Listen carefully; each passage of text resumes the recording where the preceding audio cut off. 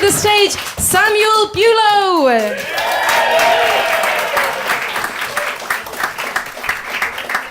Hi, so we're going to continue with the theme of language a little bit. I am a cultural anthropologist, which means, oh, is there another one out there? Which means I do not work with dinosaurs. So anyways, we're going to talk a little bit about language and we're going to talk a little bit about race. And anthropology has kind of a race problem. So we have this whole history of sort of being the long arm of the state and colonialism and so forth. And a lot of that we've sort of worked out, and then there are a lot of sort of racial issues that we still haven't quite gotten a hold of. So when I started taking anthropology about 15 years ago, I was sort of presented with two modes of how to do anthropology. One we like to call native anthropology, and as its very name suggests, this is a little problematic, right? So basically native anthropology is where you study a community that you come from. This sort of originated with Native Americans studying their own tribes in the United States. And the idea was kind of that you knew the ways of your people, but then you'd been trained as an anthropologist so you could look at them through an objective lens. The other form of anthropology, which is ultimately more common, is what I like to refer to as bumbling white guy anthropology. And the way that bumbling white guy anthropology works, or is supposed to work, is that you go somewhere where a native anthropologist might come from, right? And you stand out like a sore thumb. So you are the only white guy, and you're preferably pretty bumbling. And the way that you learn about the culture is by making mistakes. And people will take you under their wing and say, oh no, we don't, eat with our left hand, we eat with our right hand. No, we don't eat with our left hand, we eat with a fork. And to which the anthropologist always says, I'm gonna take a photograph, take off your wristwatch. So I had these sort of two modes of anthropology presented to me. Now, I work in Central Asia, which you may or may not have heard of. Many people have not. It's the part of Asia that everybody forgets, all the stands. So I work in Kazakhstan, which is actually the 9th largest country in the world by geographic area. It's between Russia and China, and it kind of almost kisses Mongolia. So like they don't actually share a border. It's more like Lady and the Tramp and like that moment with the noodle. And you're just kind of waiting for it to happen. And I also work in Kyrgyzstan, which is a much smaller country that's sort of nestled between Kazakhstan and China. So anyways, I'm definitely not a native anthropologist. I'm not from either of these countries. But I found out when I went to Kazakhstan, and I probably should have expected this given that I'm not a white guy, that the bumbling white guy mode of anthropology didn't work for me either, because I didn't stand out.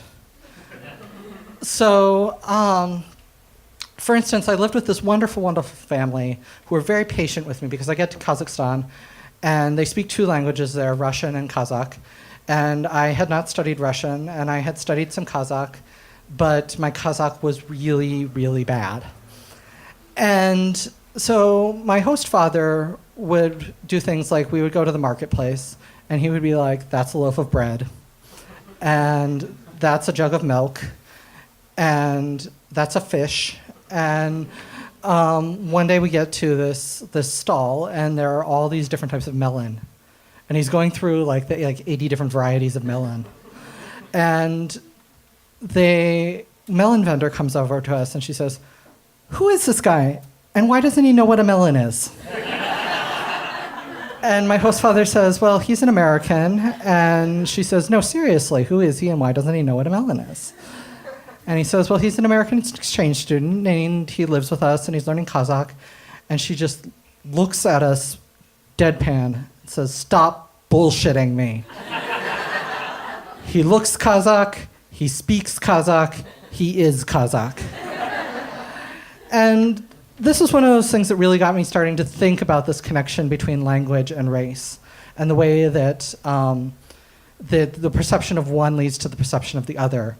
Now, of course, had she actually heard me speak Kazakh, she might not have been so convinced, but she did see me comprehend it. So one day I was taking a taxi, and now taxis in Kazakhstan are basically paid hitchhiking. So you put out your hand, you negotiate a price, the person takes you there, hopefully, or else you die. But that's another story. And so I get in this cab, and we negotiate the price. You know, he asked me "Kuda," which is Russian for "Where are you going?" And I give him the Kazakh names of the streets because, of course, in Kazakhstan, all street names have both a Kazakh and a Russian name. And then he asked me, you know, "Skolka," how much in Russian? And it takes me a moment to process this, and I'm like, "Bis," which is Kazakh for 5. And so he's like, "Okay, get in." So he keeps giving me these weird looks as we're driving along. And it later occurred to me that it was probably like, who is this guy? There's something a little off about him. Why isn't he answering me in Russian? What's going on here? Finally, he turns to me and he asks me something, and I have no idea what he said, but because it was all in Russian. And so I just do what I always do. "Не знаю." I don't know. So then he asks me the same question verbatim. And I have this moment of panic. And to this day, I still have absolutely no idea what this guy asked me. And I just go, "Не говорит по-русски," which is about the equivalent of "me no speak English," right?